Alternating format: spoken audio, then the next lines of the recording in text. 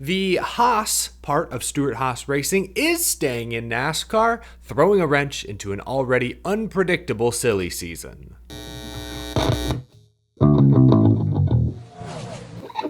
How's it going, y'all? My name is Eric. Welcome to Out of the Groove. Yesterday evening, some big news broke to wrap up another busy week of NASCAR news. A new, old, race team has already emerged from the ashes of Stewart-Haas Racing. Yesterday, Gene Haas announced that he is holding on to one of his 4 charters. His right-hand man, Joe Custer, will operate one full-time Cup Series team next year, in addition to 2 Xfinity Series teams. This team will be rebranded Haas Factory Team. HFT. I'm getting like Washington football team vibes from this. In a statement, Gene Haas said, quote, "My commitment to motorsports hasn't changed, just the scope of my involvement. Operating a 4-car Cup Series team has become too arduous, but at the same time, I still need a platform to promote Haas Automation and grow HaasTooling.com. Maintaining my presence in Cup allows Haas Automation to compete at NASCAR's highest level, which is important to our customers and distributors. The Xfinity Series program provides a full weekend experience for our guests, and it delivers added depth and scale to our overall operation." Gosh, I kind of hope they rebrand the Cup car back to the 00 or the 0 car, throw back to the Jason Leffler, Mike Bliss, Jack Sprague, the early mid-2000s, back when it wasn't Haas Factory Team, wasn't Stewart-Haas, it was Haas CNC. Kind of like Haas Factory. Just sitting here, it's already starting to grow on me. The Factory. Now, this isn't a shocking announcement. It's been rumored for weeks. Brennan Poole and I actually talked about this a week ago on Power Hour, if you listen to that show. But this announcement, now that it's confirmed, I think tells me that 2 things are true. One, that Stewart-Haas Racing in its current form is not profitable, which I guess isn't a shock. You've lost major sponsors like Busch Beer, Smithfield. Those deals were likely bringing in $10, $15, $20 million annually apiece. SHR likely losing that Ford support. Without manufacturer support, without deep sponsorship, it's difficult to operate 4 competitive full-time Cup Series teams. So scaling back down to 1 makes business sense. The second thing that this tells me is very true, and likely is not a surprise to anyone, is that Tony Stewart truly could not give a rip about NASCAR right now. He is fully focused on drag racing, his wife, his family. I mean, that's clear based on other business moves he's made outside of NASCAR in recent months and years, and that's totally his right. Tony wanted out, and Gene Haas could see that they needed to scale down a bit. But it's great to know that Haas won't be out of NASCAR completely. Those are some good jobs that will be sticking around, hopefully some competitive cars in the Xfinity Series sticking around. That's good for the industry. Some of this, and just bear with me as we continue to wind down the twisting, turning path that is NASCAR silly season, some of this could also be the result of a really weird charter market. Somehow, it's neither a buyer's nor a seller's market. Charters could be obsolete in 6 months, and any new agreement is likely still months away, which I think is scaring away some potential buyers. But at the same time, on the other hand, with Stewart-Haas dumping 3 to 4 charters on the market at the same time, that's driving the asking price down from what it was a year ago. Bad for buyers, bad for sellers, it's bad for everyone right now. Hopefully, that's just temporary with, the ongoing negotiations continuing to hit snag after snag after snag. But once a new deal gets signed, hopefully going into next year, momentum will pick back up. Amidst all that uncertainty, I'm not surprised Gene Haas is holding on to 1 charter. I'm not surprised that Joe Custer, his main man, is going to continue to stick around and operate this team. The bigger question is, will they be around long term? Or is this a short-term play until the charter market stabilizes a bit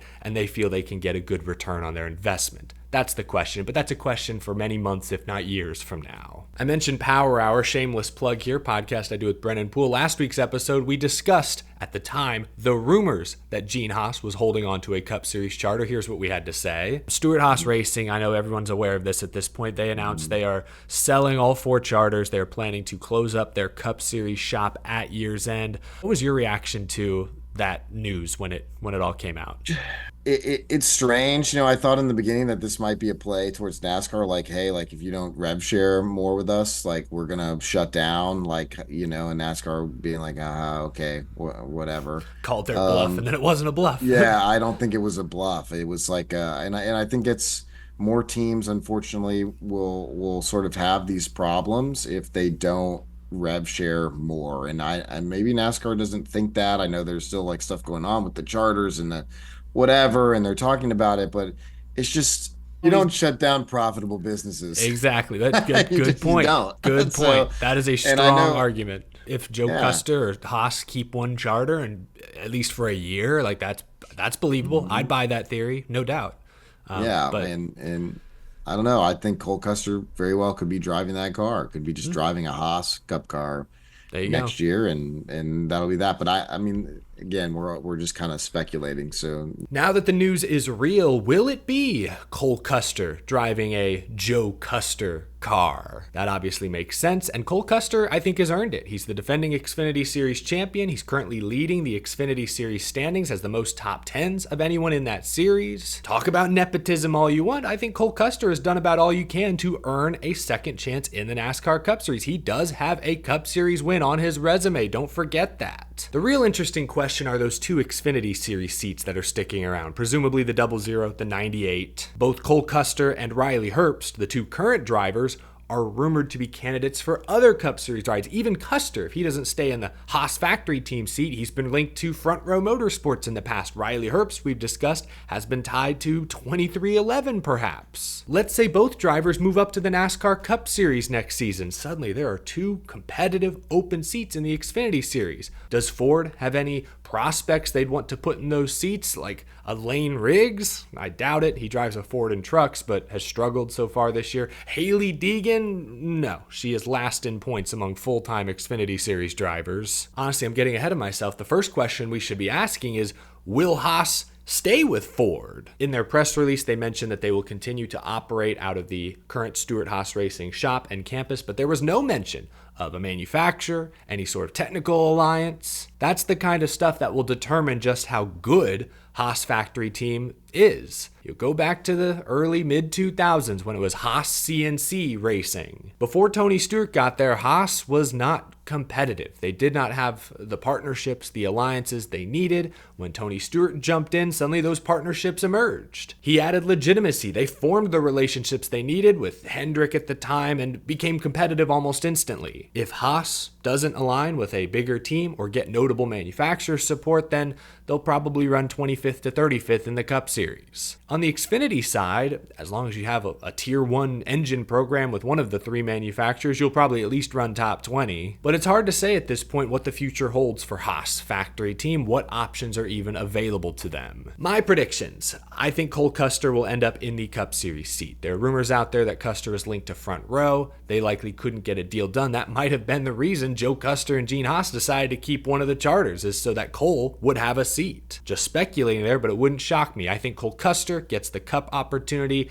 Don't know how he runs next year. Again, all depends on what kind of support from manufacturers, from teams that Haas is going to get. As for the two Xfinity Series seats, I wouldn't be shocked if Harrison Burton lands there. That team will likely want someone who brings some funding. Harrison Burton has sponsorship from Dex Imaging. He's a Kevin Harvick Incorporated client. And the last time he raced in Xfinity, hey, he was a consistent playoff contender, won 4 Xfinity Series races back in the year 2020. Might be a good fit for Harrison Burton and tick some of the boxes that Haas factory team would likely want to check off. As for the second Xfinity Series team, maybe this is Ryan Preece's saving grace. His Cup tenure has not gone as well as I thought it would, though if you look at his statistics last season, he was a little better in the 41 than Cole Custer had been, just a little. Another KHI client, I'm not sure that it matters, it's just good to know that he has competent management, and then some sponsorship perhaps from United Rentals. I could see Burton and Preece back in Xfinity with Haas, while Cole Custer, Joe Custer's son,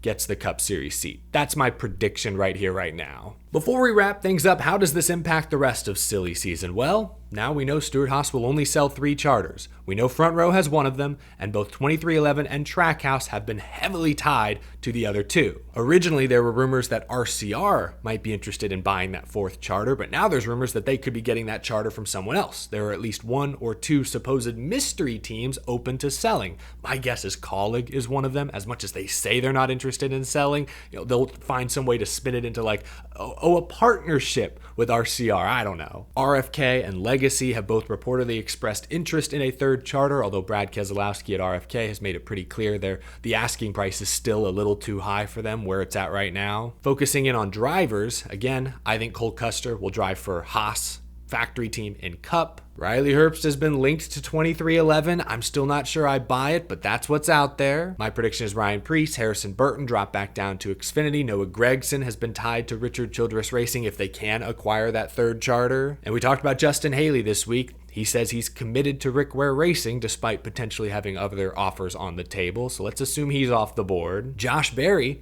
said yesterday that he feels a whole lot better now than he did a couple weeks ago about his Cup Series future. He's been running well lately. He has Rodney Childers backing him up.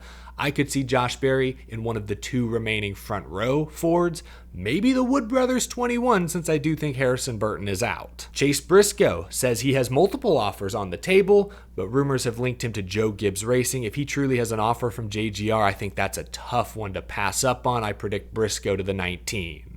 Y'all staying with me? Like I said, silly season, full of twists and turns. We're just out here trying to navigate this path together, trying to stay on the beaten path. That's where it feels we're at finally. I do feel like with the Stewart Haas announcement out there, now Haas coming in saying, oh no, not so fast, we're not going away completely. Now that that's all mostly settled, I do feel we've gone from being off the beaten path out in the brush somewhere to back on the beaten path. I see the light at the end of the tunnel. I see the end destination. The pieces are starting to fall into place, I believe. Again, the only deals that have been signed are McDowell to Spire, Stenhouse, I guess, staying with JTG, although ownership over there is a little concerning. We know Truex is retiring, but I mean, there are so many questions. What's going on with Eric Almirola at Joe Gibbs Racing? I know there are a lot of wild rumors there. He's been lifted from the seat multiple times in recent weeks. No one seems to truly know what's going on. There's still a ton of drama. You can still veer off the beaten path if you so choose, but now at least, like I said, there is a light at the end of the tunnel. I'm starting to see how the threads are connected. I hope you are as well. I hope this video was fairly comprehensive. It's getting harder and harder by the week to make sense of NASCAR silly season, but leave a comment down below your reaction to Haas sticking around, at least for now. Who gets those seats? Do you agree with some of my predictions? You think I'm way off base? Am I overlooking something important? Let me know down in the comments below. Leave a like while you're down there if you enjoyed this video, and subscribe if you're new to the channel. We talk NASCAR every single day here on the show. And a big thank you to my Patreon supporters as well. Another plug, check out the latest episodes of Power Hour. Links are down in the description below. Had some great guests in recent weeks and months. Had some really great conversations that are turning out to be more relevant by the day. Be sure to check those out. I will see you later this weekend. New Hampshire is up next.